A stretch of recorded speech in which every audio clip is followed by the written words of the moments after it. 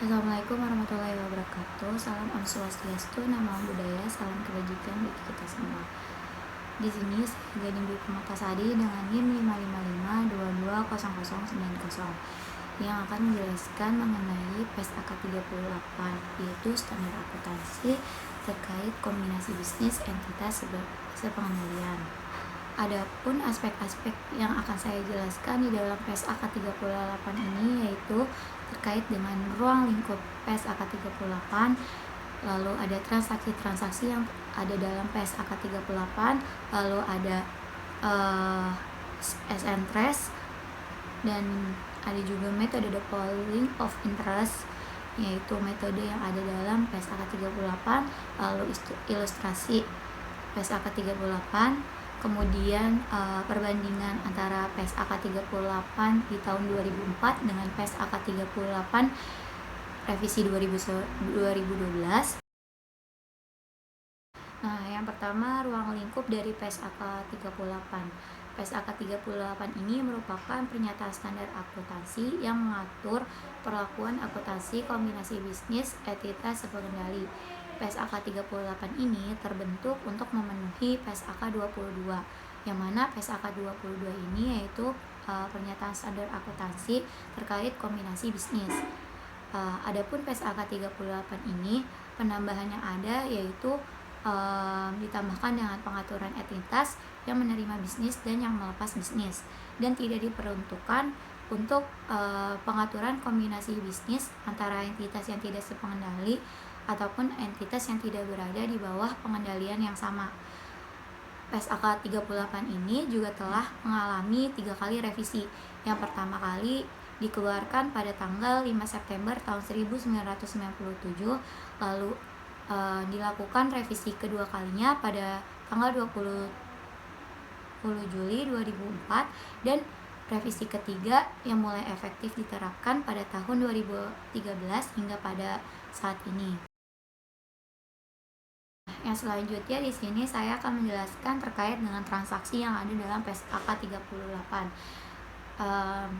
Terlebih dahulu mengenai sifat dari transaksi yang ada dalam PES AK 38, yang mana transaksi yang ada di bawah PES AK 38 ini yaitu berupa pengalihan bisnis yang dilakukan dengan maksud mereorganisasikan entitas-entitas yang berada dalam suatu kelompok usaha yang sama, dan bukan merupakan perubahan kepemilikan dalam arti substansi ekonomi.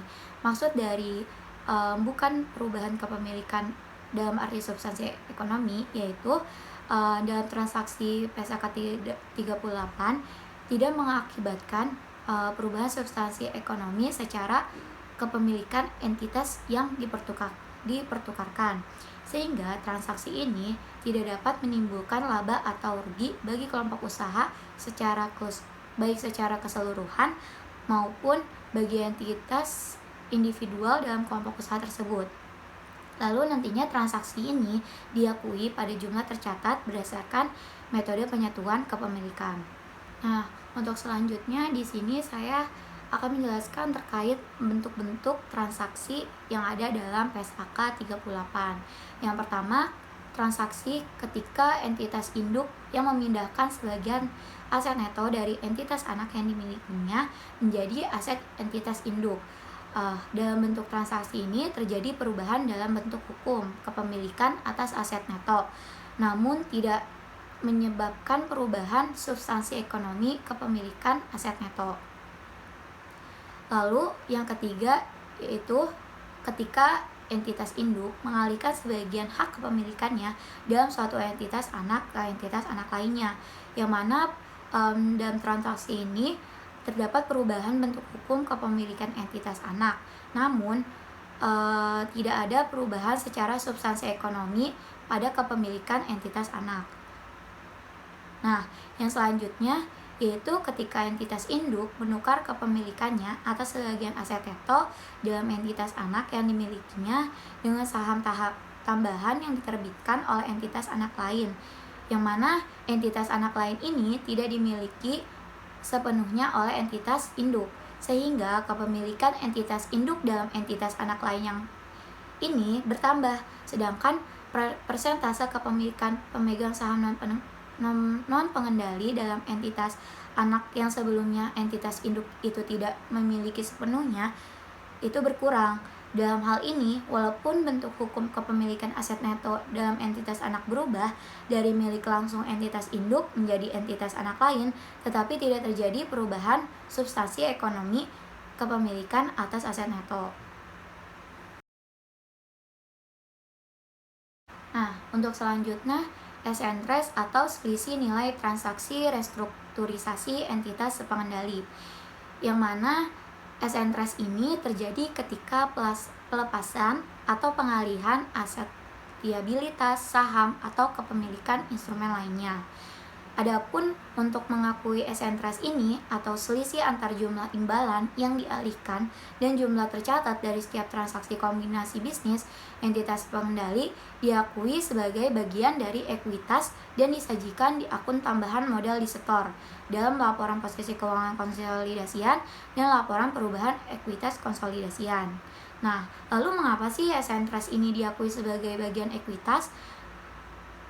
Karena transaksi ini terjadi oleh pemilik dengan kapasitasnya sebagai pemilik. Sebab entitas kombinasi pengendalian yang melakukan transaksinya dikendalikan oleh satu pihak, sehingga dianggap tidak relevan untuk dikaitkan dengan perubahan kepemilikan entitas. Juga pelepasan entitas pengendali kepada pihak lain yang tidak sepengendali. Begitupun untuk entitas yang melepas bisnis dalam pelepasan bisnis, entitas pengendali mengakui selisih antara imbalan yang diterima dan jumlah tercatat yang dilepas diakui sebagai bagian dari ekuitas dan disajikan dalam pos tambahan modal di setor. Metode defaulting of interest. PSAK 38 memiliki metode defaulting of interest atau metode penyatuan kepemilikan. Metode ini dianggap sebagai metode yang paling tepat untuk mencerminkan sifat dari transaksi kombinasi bisnis entitas pengendali yang pada dasarnya tidak mengakibatkan perubahan substansi ekonomi yang signifikan. Metode penyatuan kepemilikan dianggap tidak bertentangan dengan IFRS yang berlaku saat ini karena tidak diatur secara spesifik dalam IFRS. Adapun metode ini mengatur bahwa yang pertama, jumlah tercatat dari unsur-unsur laporan keuangan untuk periode terjadinya kombinasi bisnis dan periode komparatif sajian disajikan seolah-olah penggabungan telah terjadi sejak awal periode. Lalu, jumlah tercatat dari unsur-unsur laporan keuangan tersebut merupakan jumlah tercatat dari entitas yang bergabung dalam kombinasi entitas pengendali. Lalu selanjutnya, laporan keuangan entitas tidak boleh memasukkan adanya penyatuan kepemilikan walaupun entitas termasuk pada pihak yang terlibat jika penyatuan kepemilikan terjadi pada suatu tanggal pada akhir periode pelaporan. Yang keempat, entitas yang berkombinasi menerapkan kebijakan akuntansinya secara seragam. Lalu yang kelima, entitas hasil kombinasi mengakui aset dan liabilitasnya masing-masing berdasarkan pada jumlah tercatat. Lalu yang keenam, penyesuaian jumlah tercatat hanya dilakukan untuk menyesuaikan kebijakan akuntansi entitas yang berkombinasi, yang dimana entitas itu belum berkombinasi dengan kebijakan akuntansi yang diterapkan oleh entitas hasil kombinasi serta menerapkannya pada seluruh periode sajian. Yang ketujuh, pengaruh yang timbul sebagai akibat dari transaksi intraentitas yang berkombinasi yang timbul sejak awal terjadinya pengendalian dieliminasi dan dalam penyusunan laporan keuangan entitas hasil kombinasi. Lalu selanjutnya di sini ada pengeluaran di dalam kombinasi bisnis.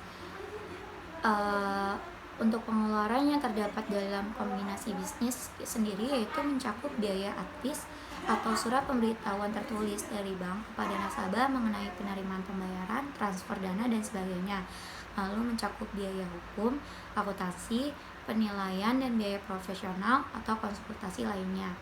Nah, contohnya itu seperti biaya administrasi umum, termasuk biaya pengelolaan departemen akuisisi internal, dan biaya pendaftaran serta penerbitan efek utang dan efek ekuitas.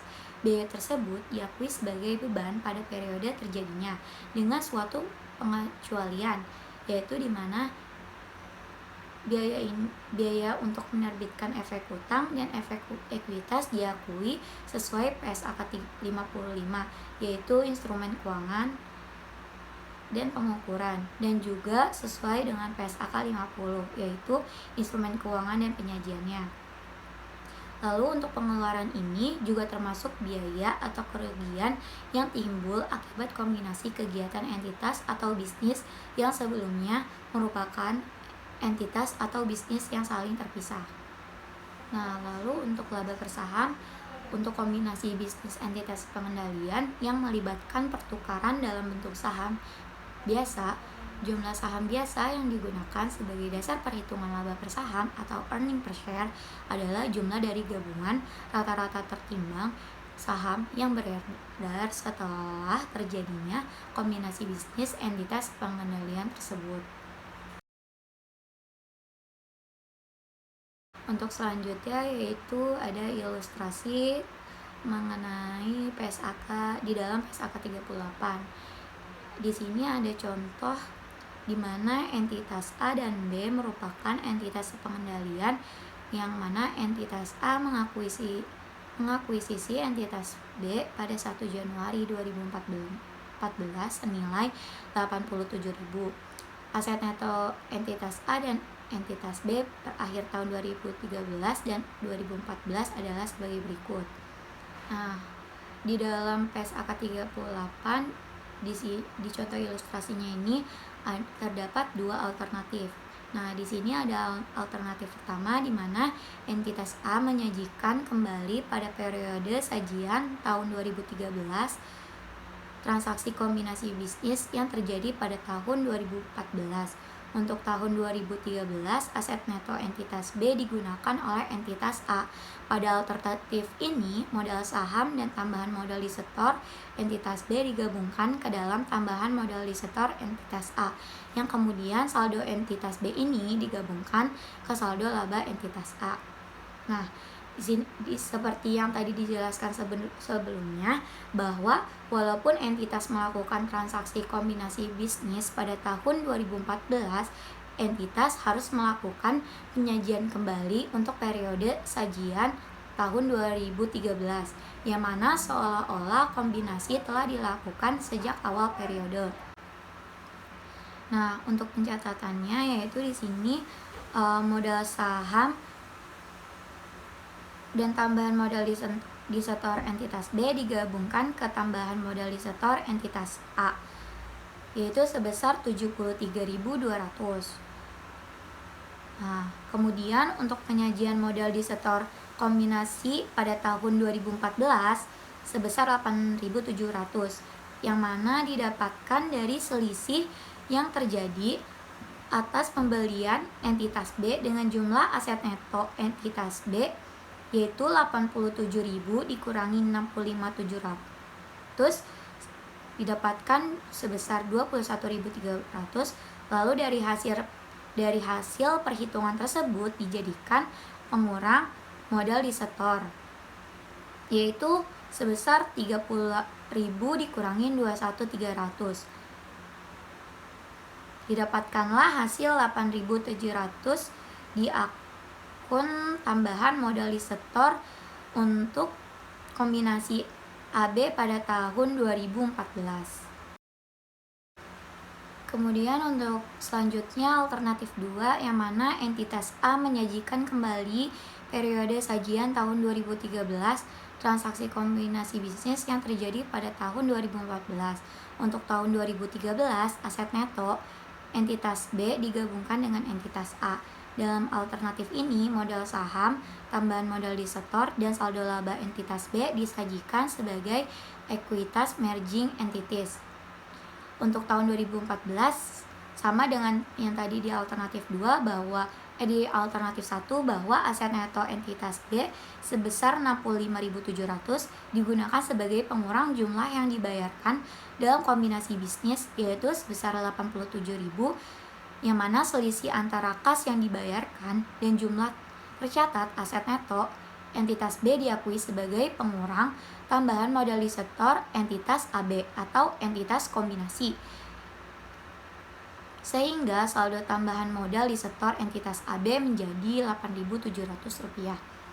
Nah, ini untuk penyajian alternatif 2, yang mana untuk entitas B, untuk penyajian ulang di tahun 2013 atas kombinasi antara entitas A dan B, yaitu modal saham entitas B, tambahan modal disetor entitas B, dan saldo laba entitas B itu dicatat sebagai ekuitas merging entities sebesar 65.700 dan dijumlahkan, maka didapat hasil jumlah 145.700 untuk penyajian ulang entitas kombinasi di tahun 2013. Lalu untuk 2014 itu untuk modal saham itu masih sama sebesar 35.000, karena di tahun 2014 itu kan tadi udah emang sudah dilakukannya kombinasi, maka tidak ada perubahan untuk modal saham. Lalu untuk tambahan modal disetor itu sebesar 8.700, sama seperti yang tadi dijelaskan di alternatif 1, bahwa kombinasi untuk tahun 2003 perhitungan selisih yang didapatkan dari 87.000 dikurangi 65.700 sebesar 21.300, dan 21.300 ini dikurangi dengan modal tambahan modal disetor pada tahun 2014 yaitu sebesar 30.000, sehingga didapatkan 8.700. Dan untuk akun saldo laba untuk tahun 2014 entitas kombinasi itu masih sama sebesar 30.000, sehingga didapatkan jumlahnya sebesar Rp73.700.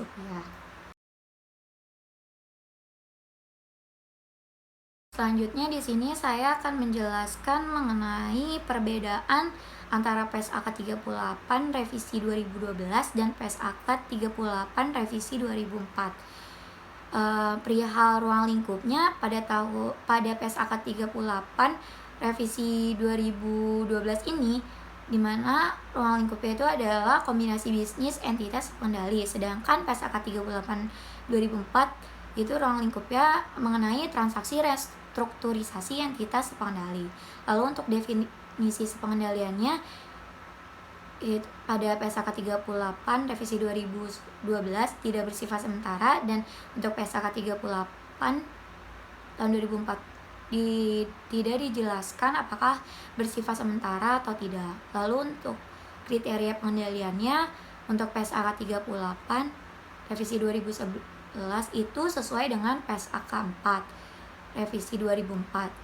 Lalu PSAK 38 2004 sesuai dengan PSAK 4 di tahun 1994. Lalu kemudian untuk perihal selisih antara jumlah imbal dan nilai bukunya, untuk PSAK 38 revisi 2011 bagian dari modal, dan untuk PSAK 38 2014 bagian dari ekuitas dan direklasifikasikan ke laba rugi ketika hilang sepengendalian dan pengalihan ke pihak tidak sepengendali. Baik, sekian pemaparan dari saya, kurang lebihnya mohon maaf. Wabillahi taufiq wal hidayah. Wassalamualaikum warahmatullahi wabarakatuh.